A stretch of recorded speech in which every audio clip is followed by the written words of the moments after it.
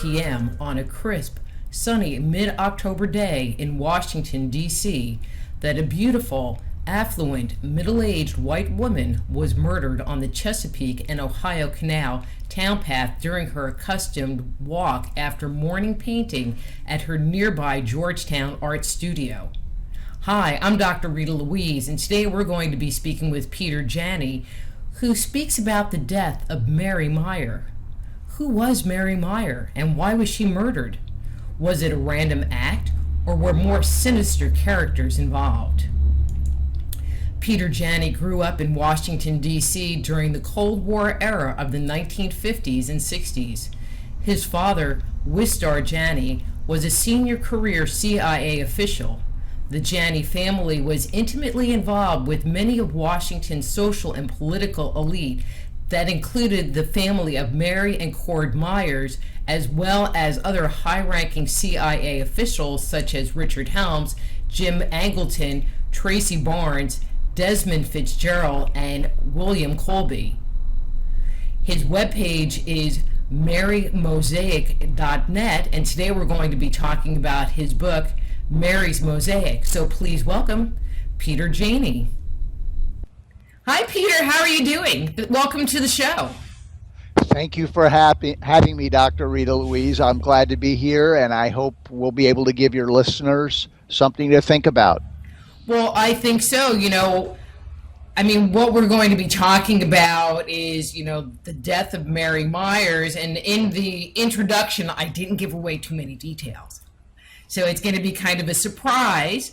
But since it is based in Washington, D.C., I'll give them the little hint and say that it's going to be a little bit political.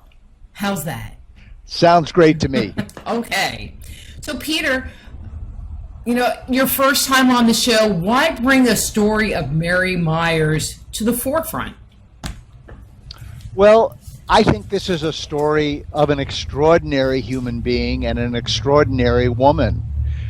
This is a woman who was born in the year that women got the vote in 1920, and she's arguably one of the most beautiful women of an entire generation.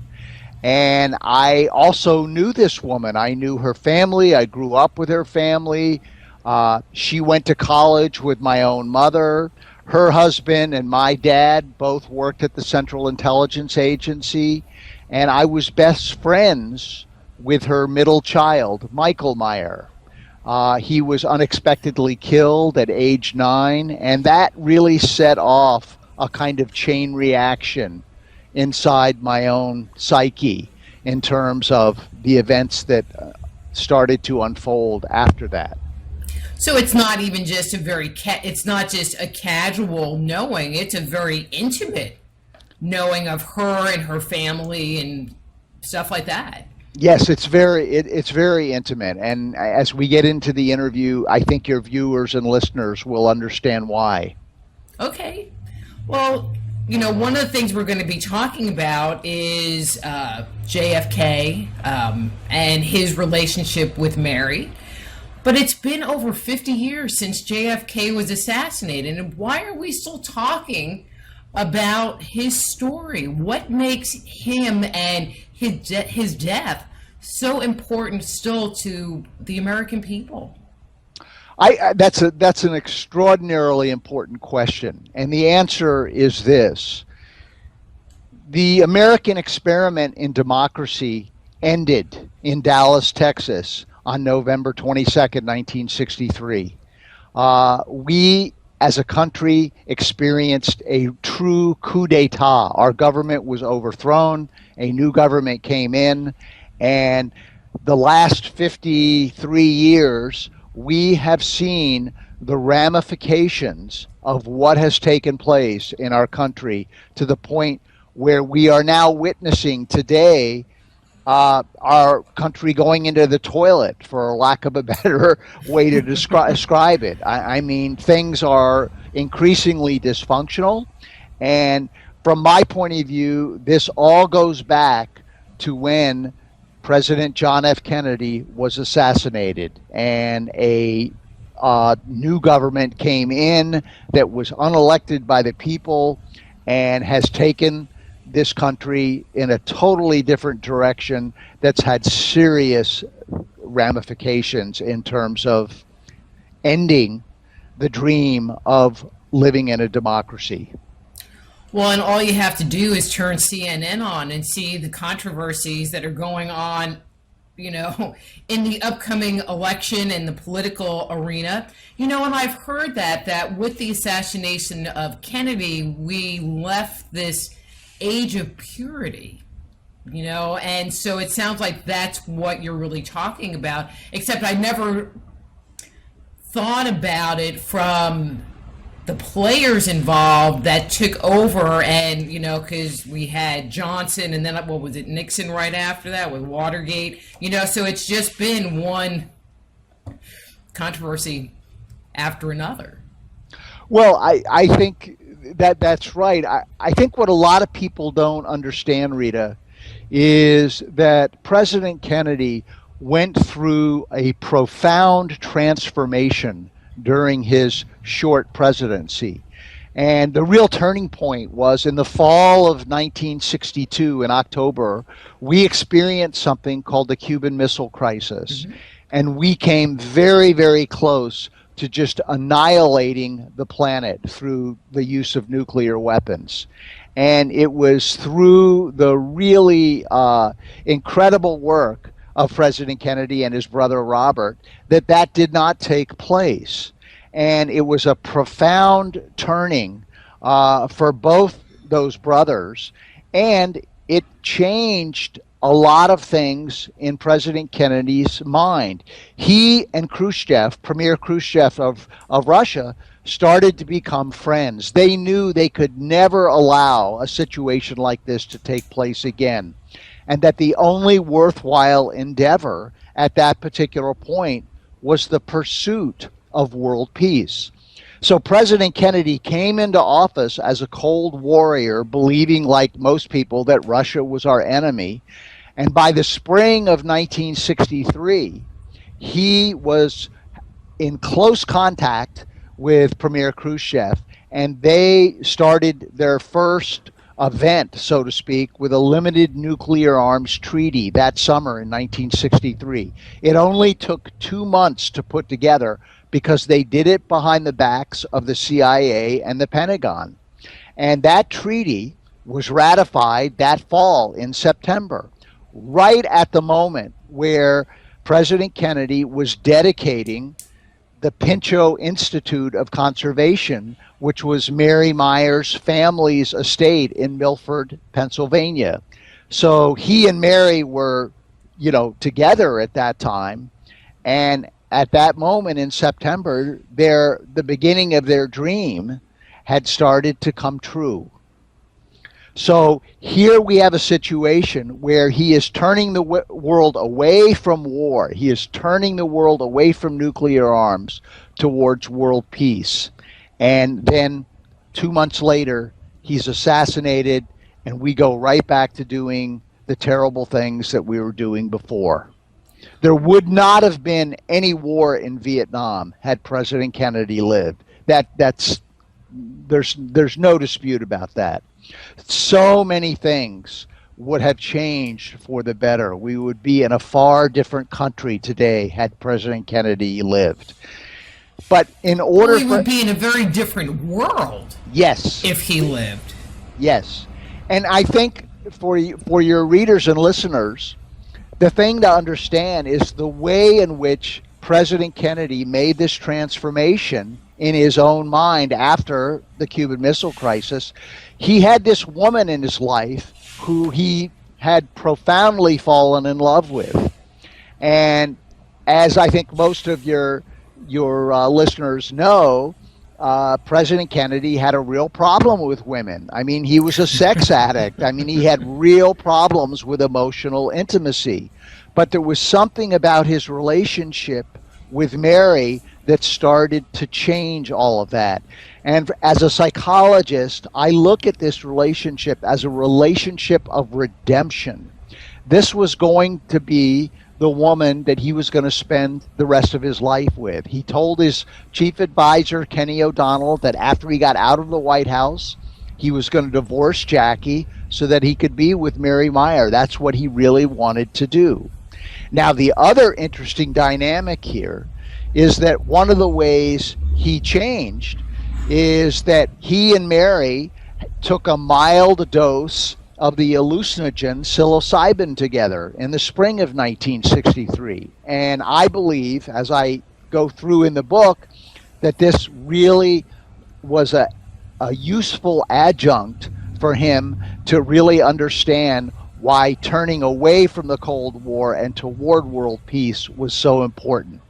Well, there are so many people that will talk about using hallucinogenics. Psilocybin, ayahuasca is very popular right now, will help open them up to interact with God or to see deeper truths or whatever. Right. And so that's, what you're talking about. I've never heard anybody look at Kennedy and his presidency from this perspective. It's very interesting, very interesting. But, drugs were kind of popular back in that period. I mean, wasn't Timothy Leary just really kind of getting into his whole thing, and Ram Dass before he was Ram Dass and that whole little group? Well, Mary was a student of Timothy Leary's, which is part of the book. I mean, she went up to Harvard and just descended on his office and said, look, I would like your assistance. I can't tell you exactly what I'm doing, but I have a boyfriend in Washington who is also interested. And Timothy Leary said, well, fine, just bring him up here. We'll do a session together. Oh, no, that would not be possible.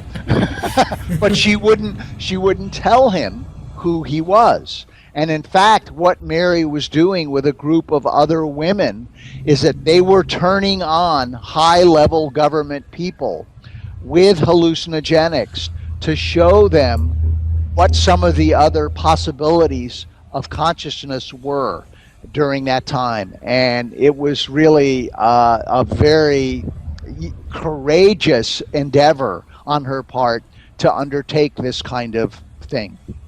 But during that period, if I'm not mistaken, like LSD wasn't illegal yet. That's correct. It was not illegal, yes. So probably like they got rid of Kennedy, found out about his hallucinogenic use and said, we're cutting this off. Well, something like that, unfortunately, yeah. Although, his brother, Robert Kennedy, was very curious about LSD because his wife, Ethel, had had a problem with alcoholism and had undergone LSD therapy, for a certain amount of time. And so I think, Robert Kennedy saw, hey, there's something to this. This could work. So he didn't want to shut it down immediately, but eventually, after he was assassinated, it was shut down. Yeah. Anyway, we could talk about this the entire time, but let's move on. Okay, so Kennedy was having an affair, with Mary Meyer. So where does Marilyn, I have to ask this question, where does Marilyn fit into all of this? Because he was, but I guess by 63, Marilyn was already dead. I had a note on that somewhere. She allegedly committed suicide, I believe, in August of 62.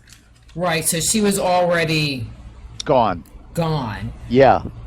I mean, we can go into the Marilyn Monroe thing. No, I just, okay. I had to bring it up because. So, do you think that she was having an affair with Kennedy too? Do you think that is a true statement and that the CIA offed her? No, the CIA did not off her. Robert Kennedy offed her. Okay, because she was going to go public. She was very upset. She felt that she had been used by both Jack and Bobby, which she was, and she was going to go public with what she knew, and it was explosive enough that it could have brought down the Kennedy presidency. So I think it's safe to say, based on evidence, there's a great book. There's only one book that I've read that really tells the real story of Marilyn Monroe. It's called The Last Days of Marilyn Monroe by Donald H. Wolfe. And he clearly documents that Robert Kennedy was in her house the day she died. And, we don't need to go into the macabre, experience of how exactly she died, but Robert Kennedy was involved. Well, that's interesting. I mean, he was in her house, so he materially participated, and it wasn't just his minions. Correct. He was there with a few of his henchmen. She would not turn over her diary to him, and that's when things got out of hand. Wow. Okay. This is just getting juicier and juicier. And so let's just follow this timeline. Okay, so we have Marilyn, who's going to spill the dirt about the Kennedys. Now we have Bay of Pigs, and now it is a few months later, and now Kennedy is assassinated. So why do you think Kennedy was assassinated? Well, he was essentially assassinated because he would not cow down to the military industrial intelligence establishment. He saw how they were trying to manipulate him and what he wanted to do. And he realized that if he was going to achieve some of the things that he wanted to do, he was going to have to do it on his own and, just ignore what they were telling him. So it was very clear, for instance, that he was not going to go forward with the Vietnam War. It was also clear that he wanted to neuter the CIA. He wanted to take away their operational arm so that they could not go off and do these covert operations of, assassinating other people, undermining other governments, that kind of thing. He wanted to take that capability away from them. So there were a real bunch of things that were clearly established that, he was on his own and that was the way he wanted it. And he wasn't going to pay any attention to what his own national security apparatus was telling him.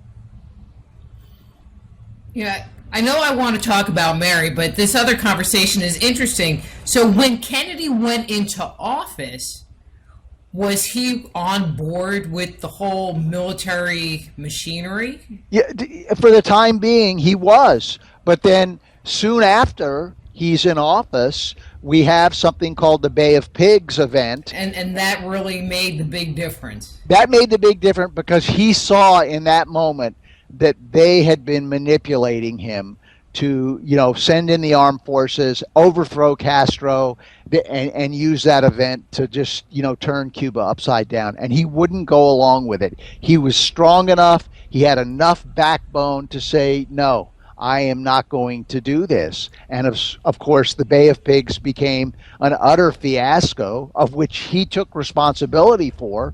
But that's when he realized that people like Allen Dulles were working against him, not with him. And he realized the extent of Allen Dulles' power in the CIA, and he knew it was so treacherous and downright evil that he had to get rid of the guy, which he did, except so many people in the CIA were still loyal to Allen Dulles that it really didn't make any difference. From my point of view, from a research point of view, Allen Dulles was really the project manager, quote unquote, for the assassination of Kennedy. I mean, a lot of the bigwig financial people wanted it. A lot of the corporate people wanted it. They didn't like him because they couldn't control him. Mm-hmm. Interesting. Okay, so that was 1963. So do you know when Mary started her relationship with Kennedy? Well, the two of them first met when she was 15 years old at a prep school dance in the winter of 1936. And this was a prep school dance that JFK had already graduated from, but he wanted to come back and go to the winter festivities dance weekend. And Mary was there with another date a man by the name of William Atwood, who would eventually become JFK's ambassador to New Guinea. So there's a little bit of irony there. But he first laid eyes on Mary at this prep school dance, and he just couldn't take his eyes off of her. He was always cutting in, trying to dance with her, that kind of thing. And she liked him, but she wasn't interested in getting romantically involved with him. He really had the aura of a playboy kind of guy. And she was already at age 15, she was interested in men who had a lot more substance at that point than JFK did. But they continued to stay in touch indirectly. They knew each other in college, even though they didn't date. But it wasn't really until the late 1950s, after she divorced her husband, that he came back on the scene, and she entertained, getting more intimately involved with him. So where does Jackie fit in this? When we think of the Kennedys, we think of, John and Jackie and Camelot, and, they have this idyllic relationship, even though he's kind of a hoe on the side. Right. So when does Jackie come into the picture, Well, the thing about Jackie is, this was really an arranged marriage by JFK's father.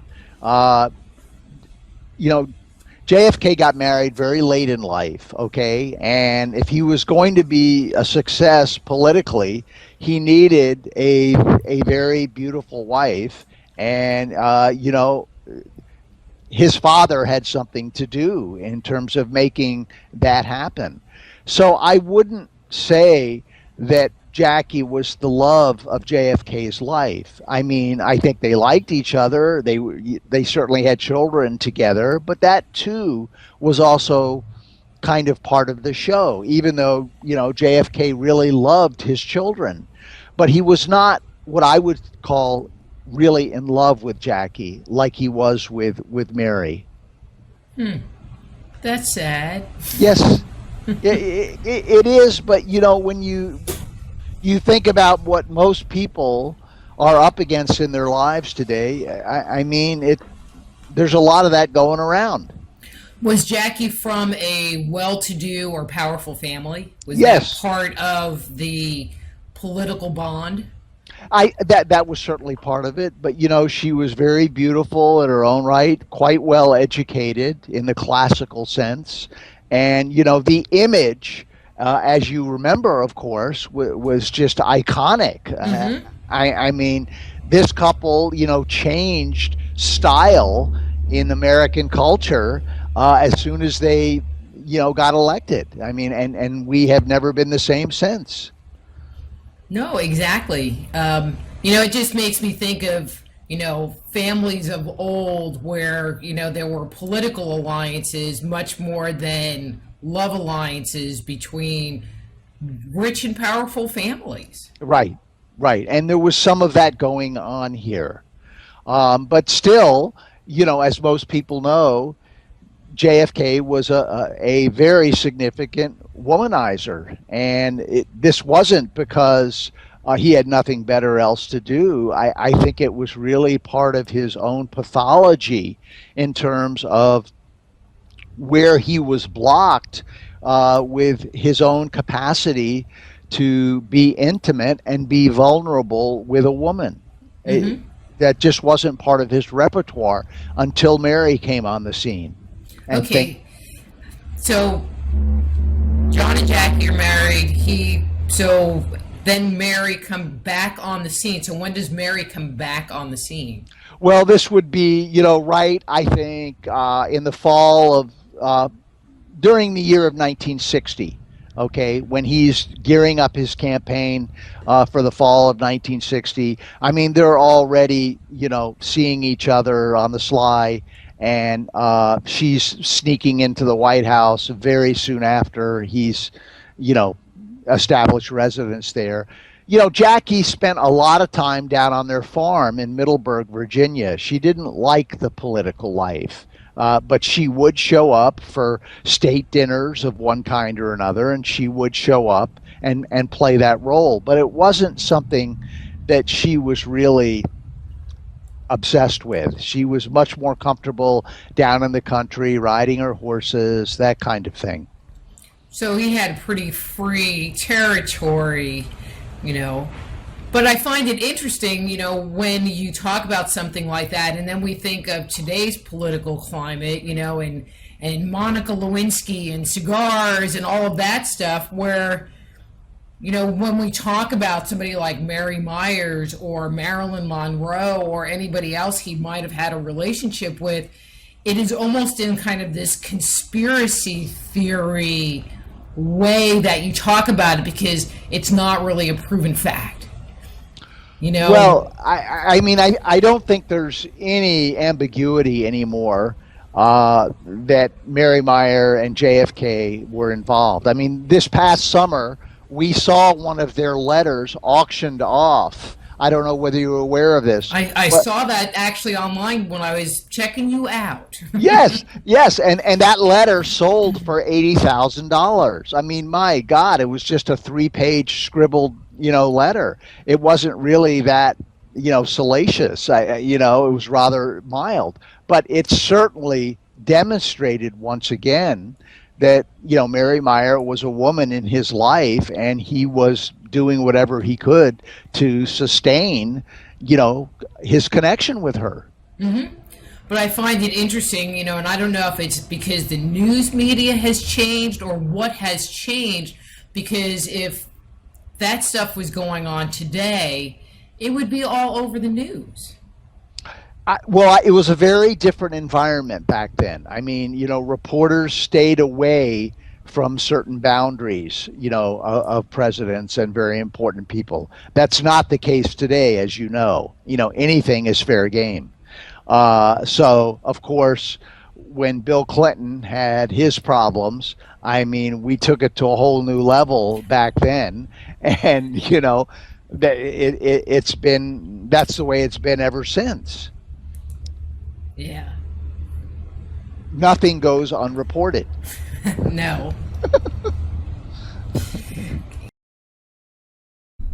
That's Peter Janney. His webpage is marysmosaic.net. His book, Mary's Mosaic. And thank you for watching this portion of our interview with Peter. If you're enjoying today's programming, please click on the button below and subscribe to our channel. If you want to hear this interview in its entirety, become a Just Energy Radio insider at justenergyradio.com and access full shows commercial-free and gain access to our over 9 years of show archives. Don't forget to share this show with your friends on Facebook, Twitter, and Instagram. And so until next time, I'm Dr. Rita Louise. This is Just Energy.